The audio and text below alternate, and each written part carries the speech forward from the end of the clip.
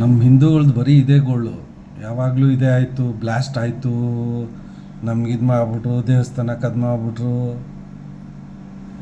ಯಾವ ಮಸೀದಿ, ಯಾವ ಚರ್ಚು ನಿಮ್ಗೆ ಬಂದು ಇಷ್ಟು ಕಲೆಕ್ಷನ್ ಆಯಿತು, ನಮ್ಗೆ ಇಷ್ಟು ಚಿನ್ನ ಬಂತು, ಯಾರಾದ್ರೂ ಹಾಕಿದಾರ ಬೋರ್ಡ್ ಆಚೆ? ನಮ್ಮ ದೇವಸ್ಥಾನಗಳು ನೋಡಿ, ಇಷ್ಟು ಕಿರೀಟ ಬಂತು, ಇಷ್ಟು ಚಿನ್ನ ಬಂತು, ಇಷ್ಟು ಕಲೆಕ್ಷನ್ ಆಯಿತು, ಇವತ್ತು ಇಷ್ಟು ಕೋಟಿ ಕಲೆಕ್ಷನ್ ಆಗೋಯ್ತು, ರಾಮ ಮಂದಿರದಲ್ಲಿ ಇಷ್ಟು ಕೋಟಿ ಯಾವ ಕಳ್ಳನಕ್ಕೆ ಕಣ್ಣು ಬೀಳಲ್ಲ? ನಿಮ್ಮ ಮನೇಲಿ ಹಾಗೆ ಆಚೆ ಹಾಕಿ ನೋಡಿ ಬೋರ್ಡಲ್ಲಿ. ನಮ್ಮ ಮನೇಲಿ 20 ಗ್ರಾಮ್ ಚಿನ್ನ ಇದೆ, ನಮ್ಮ ಮನೇಲಿ ಅರ್ಧ kg ಚಿನ್ನ ಇದೆ ಅಂತ ಆಚೆ ಬೋರ್ಡ್ ಹಾಕಿ, ಇಂಟರ್ನೆಟ್ಟಲ್ಲಿ ಹಾಕಿ, ಆಮೇಲೆ ಗೊತ್ತಾಗತ್ತೆ ಏನಾಗತ್ತೆ ಅಂತ. ಅದೇ ನಮ್ಮ ಹಿಂದೂಗಳ ಪರಿಸ್ಥಿತಿ ಆಗಿರೋದು. ದೇವಸ್ಥಾನಕ್ಕೆ ಎಷ್ಟು ಆಸ್ತಿ ಇದೆ, ದೇವಸ್ಥಾನಕ್ಕೆ ಇವತ್ತು ಕಲೆಕ್ಷನ್ ಎಷ್ಟು ಅಂತ ಸರ್ಕಾರಕ್ಕೂ ಗೊತ್ತು, ಆ ಪ್ರಪಂಚಕ್ಕೆ ಗೊತ್ತು.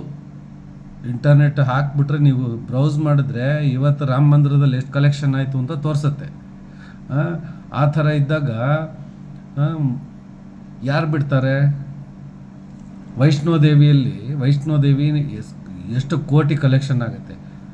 ಅವ್ರ ವೈದ್ಯಕೀಯ ಕಾಲೇಜಲ್ಲಿ ಬರೀ ಹಿಂದೂಗಳಿಗೆ 7 ಸೀಟು, ಸಿಖ್ರಿಗೆ 1 ಸೀಟು, ಮಿಕ್ಕಿದ್ದೆಲ್ಲ ಸೀಟು ಮುಸ್ಲಿಮರಿಗೆ ಕೊಟ್ಟಿದ್ದಾರೆ. ಇನ್ನೇನು ನಿಮ್ಗೆ ಸೆಕ್ಯುಲರಿಸಮ್ ಹುಚ್ಚ ನಿಮಗೆ?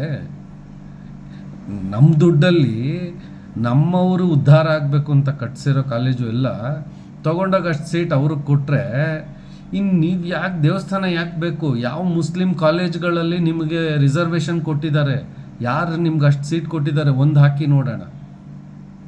ಯಾವುದೂ ಇಲ್ಲ. ಇದೆಲ್ಲ ನಿಯಂತ್ರಣ ಆಗಲಿಲ್ಲ ಅಂದರೆ ಈ ಸಮಾಜ ಸುಮ್ಮನೆ ದುಡ್ಡು ಕಲೆಕ್ಷನ್ ಮಾಡಬೇಕಷ್ಟೆ, ಹೋರಾಟ ಮಾಡ್ಕೊಂಡು ಹೊರತು ಇದು ಉಳಿಯೋ ಸಮಾಜ ಅಲ್ಲ. ಇದು ತಿದ್ಕೋಬೇಕು. ಇನ್ನೂ ಸಮಯ ಕೊಟ್ಟಿದ್ದಾನೆ ದೇವರು, ತಿದ್ದುಕೊಂಡ್ರೆ ಉದ್ಧಾರ ಆಗ್ತೀವಿ. ಇಲ್ಲ ಅಂದರೆ ಇನ್ನೇನಾಗತ್ತೆ ಅಂತ ಯಾರು ಏನೂ ಹೇಳಬೇಕಾಗಿಲ್ಲ.